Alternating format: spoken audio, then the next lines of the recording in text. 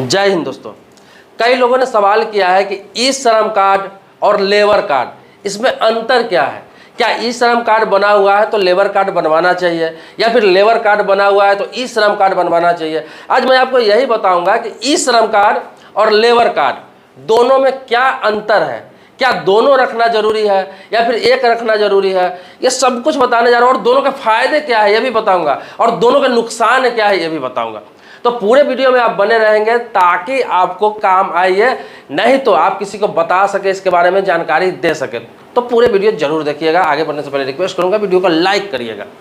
देखिए दोस्तों, आपको बता दूं ई श्रम कार्ड के बारे में तो आपने बहुत सुना होगा, बहुत लोगों ने बनवाया भी है और इस पर पहले भी मैं वीडियो बना चुका हूं जो बहुत सारे मिलियन में लोगों ने प्यार दिया। उस वीडियो को सारा प्रोसेस में बताया था। तो ई श्रम कार्ड अगर आपने बनवा रखा है तो बहुत अच्छी बात है। देखिए ई श्रम कार्ड जो है वो नेशनल कार्ड है, मतलब राष्ट्रीय कार्ड है। ये भारत सरकार का कार्ड है, भारत सरकार का योजना है, इसका डाटा भारत सरकार के पास होता है। और लेबर कार्ड जो होता है वो स्टेट स्तर का होता है और राज्य स्तर का होता है, उसका राज्य स्तर का योजनाओं पे वो मान्य होता है। अब दोनों में आपको फर्क बताता हूँ। जैसे कि आपको बता दूं कि भारत सरकार का कोई भी योजना लॉन्च होता है, क्या क्या फायदा होगा अगर आपके पास ई श्रम कार्ड है। तो भविष्य में अगर भारत सरकार कोई पेंशन प्लान लाती है, कोई भी पेंशन प्लान, बेरोजगारी भत्ता, कोई पेंशन प्लान, फ्री बीमा योजना, ई श्रम कार्ड पर आपको पता ही है कि 2 लाख का फ्री बीमा योजना है। तो इसी प्रकार से बहुत सारी योजनाएं आने वाले समय में हो सकता है कि जैसे सरकारी कोई भी आवास योजना हो गया, आयुष्मान कार्ड योजना हो गया, ये सब बहुत सारी योजनाएं हैं। जैसे सुकन्या समृद्धि योजना हो गया, अटल पेंशन योजना हो गया। तो ये तो अभी नॉर्मली सभी लोगों के लिए है, लेकिन आने वाला समय में ऐसा हो सकता है कि बाकी जो योजना अब लॉन्च हो तो ई श्रम कार्ड वालों को ही मिले, क्योंकि ओरिजिनल श्रमिक वही होते हैं, असंगठित मजदूर वही होते हैं।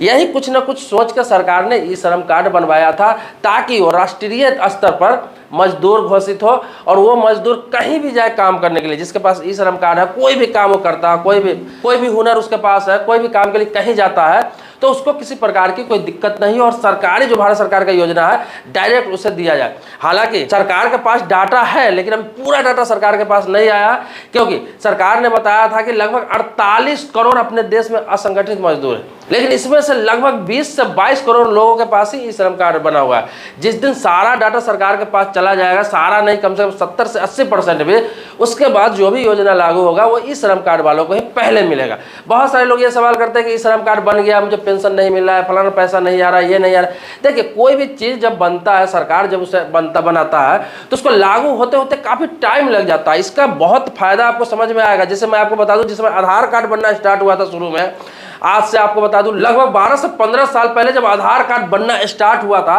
तो इस आधार कार्ड का कोई महत्व ही नहीं था।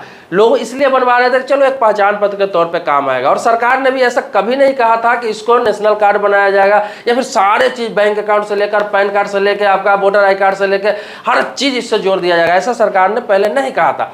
तो लोग बनाए, बोले कि ऐसे ही बनवा लेता हूँ, पहचान के लिए काम आएगा, कहीं ट्रेन में जा रहा है, कहीं होटल में ठहर रहा है, उसके लिए काम आएगा, ऐसे लोगों ने बनवा लिया। लेकिन आज के समय में आप देखिए 12 से 15 साल बाद अगर आपके पास आधार नहीं है तो आप कोई काम के इंसान है ही नहीं। सारा चीज़ आधार से ही होता है, चाहे खाता खुलवाने जाइए आधार, पैन बनवाने जाइए आधार, वोटर आई कार्ड के लिए आधार, राशन कार्ड के लिए आधार, कुछ भी कोई सरकारी योजना लेने जा रहा है आधार, बिना आधार का आप एक कदम भी नहीं चल सकते। तो आधार चाहिए। तो इसी प्रकार से ई श्रम कार्ड हो गया है, अभी से प्रोसेस में है, बन रहा है। अभी 2-3 सालों से ये प्रोसेस स्टार्ट हुआ है, तो अभी बन रहा है। सरकार को जिस दिन उस दिन उसके पास पूरा डाटा आ जाएगा, लगेगा चलो 100% का जो टारगेट था, कम से कम 70%, 80% लोगों ने अपना डाटा दे दिया, यहाँ पे रजिस्ट्रेशन करा लिया। फिर उसके बाद योजना पे काम किया जाता है ताकि ज़्यादा से ज़्यादा लोगों को, अधिक से अधिक लोगों को लाभ मिल सके। तो ये था ई श्रम कार्ड का, आप समझ गए होंगे बात। अब आते हैं फिर से मजदूर कार्ड पे, लेबर कार्ड जिसको बोलते हैं। तो लेबर कार्ड स्टेट स्तर का होता है, राज्य स्तर का होता है, वो राज्य सरकार द्वारा बनाया जाता है। लेबर कार्ड ये होता है कि आप लेबर का काम करते हैं। लेबर कार्ड होने से होता है कि आप अपने सुरक्षा के लिए बनाते हैं, अपने आप को मजदूर का एक आई कार्ड होता है।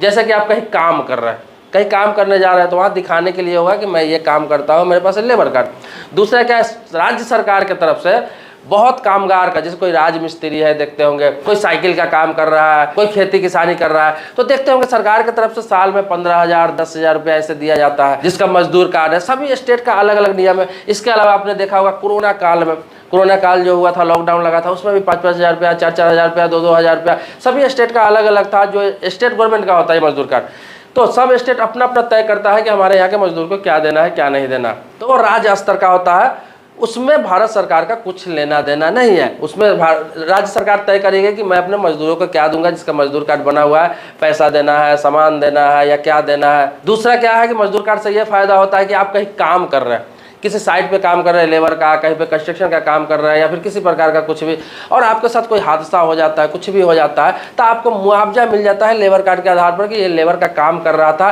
क्लेम करने के लिए आपके पास एक प्रूफ होता है। तो फायदा ही है, नुकसान नहीं है। लेबर कार्ड भी, अगर लेबर का काम करते हैं आप, मजदूर का काम करते हैं, तो लेबर कार्ड भी बनवा के रखना चाहिए। देखिए लेबर कार्ड का मतलब ये है कि लेबर का ही बनता है, जो लेबर कंस्ट्रक्शन का काम करता है, खेत में काम करता है, उसी का बनता है, ऐसा नहीं। लेबर में सारे लोग आ जाते हैं, चाहे प्लम्बर है, इलेक्ट्रीशियन है, रिक्शा चलाने वाले, सब्जी बेचने वाले, रोड में काम करने वाले, मकान में काम करने वाले, किसान का काम करने वाले, बार्बर का काम करने वाले, जूता पॉलिश करने वाले, सिलाई करने वाले, सारे लोग लेबर कैटेगरी में ही आ जाता है। ये सारे लोग लेबर कार्ड हो चाहे ई श्रम कार्ड हो, सब बनवा सकते हैं। चाहे नौकर है घर का, चाहे दूध बेचने वाला, अखबार बेचने वाला, सारे लोग बनवा सकते हैं। तो ये लेबर कार्ड और ई श्रम कार्ड के बारे में मुझे लगता है कि मैंने दोनों का बढ़िया से कम्बिनेशन करके एकदम पार्ट बाई पार्ट आपको बता दिया है। और रही बात, अब आते हैं, अब बहुत सारे लोग ये सवाल करेंगे लेबर कार्ड और ई श्रम कार्ड, क्या एक व्यक्ति दोनों कार्ड बनवा सकता है? तो मैं आपको बता दूं कि हाँ, दोनों कार्ड आप बनवा सकते हैं। ये नहीं कि जिसने लेबर कार्ड बनवा लिया उसका ई श्रम कार्ड नहीं बनेगा, जिसका ई श्रम कार्ड बन गया उसका लेबर कार्ड नहीं बनेगा, ऐसा नहीं है। मैंने बोला कि स्टेट गवर्नमेंट का वो प्लान है, ये सेंट्रल गवर्नमेंट का प्लान। तो दोनों अलग अलग है, दोनों कार्ड में रजिस्ट्रेशन करा सकते हैं, दोनों कार्ड अपने पास रख सकते हैं और दोनों का लाभ ले सकते हैं। एक में आपका स्टेट गवर्नमेंट जो है, आपके राज्य का जो सरकार है वो लाभ देती है, दूसरे में है जो भारत सरकार का भी लाभ देगी, तो उससे लाभ मिलेगा आपको। बस सीधा सीधा यह समझ लीजिए कि लेबर कार्ड जो है उसी राज्य में मान्य होगा जिस राज्य से आपने बनवाया है। जैसे बिहार के रहने वाले हैं तो बिहार में ही मान्य होगा, यूपी के रहने वाले लेबर कार्ड बने तो यूपी में ही मान्य होगा, अब बंगाल के रहने वाले बंगाल का लेबर कार्ड है तो बंगाल में ही मान्य होगा, जिस स्टेट का है वही मान्य होगा। लेकिन ई श्रम कार्ड जो है वो पूरे देश में कहीं भी काम करने जाते हैं उसमें मान्य होता है। और देश में कोई भी योजना लागू करेगी सरकार, अगर ई श्रम कार्ड से लिंक करके करेगी तो वो सबको फायदा मिलेगा, पूरे देशवासी को फायदा मिलेगा। तो मैं आपको बता दूं कि अगर आपने ई श्रम कार्ड नहीं बनवाया है, लेबर कार्ड आपके पास है, ई श्रम कार्ड नहीं बनवाया, तो बनवा लीजिए। रजिस्ट्रेशन करने में कुछ नहीं लगता है, आपका एक आधार कार्ड लगता है, आधार का नंबर लगता है, वहाँ पे एक बैंक अकाउंट लगता है और मोबाइल नंबर देना होता है, बस आपका ई श्रम कार्ड तैयार। इसके अलावा अगर लेबर कार्ड भी बनवाना चाह रहे हैं तो अपने स्टेट का लेबर कार्ड बनवा सकते हैं, उसमें भी कुछ नहीं लगता है। आपको एक प्रूफ देना होता है, लिखित में देना होता है, एक सादे पेपर पर, मतलब स्वलिखित होता है जिसे बोलते हैं, खुद से लिख के देना होता है कि मैं ये काम करता हूँ, मैं पेंटर हूँ या फिर मजदूर हूँ या फिर कंस्ट्रक्शन लेबर हूँ या फिर किसान खेत में लेबर का काम करता हूँ या फिर रोड में लेबर का काम करता हो या फिर इलेक्ट्रीशियन का काम करता हो, प्लम्बर का काम, जो भी करते हैं आपको वहाँ पे दिखाना पड़ता है और एक फ़ोटो देना पड़ता है और उसमें भी आधार लगता है, आपका एक बैंक अकाउंट लगता है और आपका मोबाइल नंबर लगता है, उसमें भी रजिस्ट्रेशन हो जाता है। तो सेम ही प्रोसेस दोनों का सेम ही है, चाहे ई श्रम कार्ड बनवा रहे हैं चाहे लेबर कार्ड बनवा रहे हैं, फ़ायदे अलग अलग। अब आते हैं नुकसान पर। मैंने नुकसान की बात भी की थी कि नुकसान भी है इसके। नुकसान ये है कि अगर आप लेबर नहीं हैं, जो लोग लेबर नहीं हैं वो लोग कभी भी लेबर कार्ड या ई श्रम कार्ड नहीं बनवाए। आप सरकारी नौकर है या फिर आप ITR फाइल करते हैं या फिर आपके पास ज़मीन है, आप अच्छा कमाते खाते हैं, आपका इनकम साल में 2.5 लाख रुपए से ऊपर है, तो आप मजदूर कार्ड, लेबर कार्ड, ई श्रम कार्ड वगैरह न बनवाएं। इसलिए नहीं बनवाएं कि आप किसी का हक मार रहा है, इससे हालांकि आपको कोई बेनिफिट नहीं होने वाला है, लेकिन आप किसी न किसी का नुकसान कर देंगे, डाटा में नंबर आप बढ़ा देंगे, लेकिन आपको किसी प्रकार का कुछ फ़ायदा नहीं होगा। बहुत सारे लोग ऐसे करते हैं जो संपन्न परिवार से होते हैं, संपन्न रहते हैं और वो लोग भी ई श्रम कार्ड, लेबर कार्ड, ये सारी चीज़ बनवा लेते हैं कि भविष्य में फ़ायदा होगा। कुछ फ़ायदा नहीं होता है, उसका लाभ भी कभी नहीं उठाते हैं, लेकिन किसी न किसी का वो हक मार लेते हैं। अब सरकार को पता है कि मेरे पास 40 करोड़ या 30 करोड़ या 20 करोड़ का डाटा आना चाहिए, सरकार के पास डाटा चला जाएगा 60 करोड़ का, सरकार को पता चलेगा अरे अभी तो इतना मजदूर है हमारे देश में, इतना गरीब है, कोई भी योजना लॉन्च करने से पहले 100 बार सोचता है कि भाई इतना बजट आएगा, इतना खर्चा आएगा।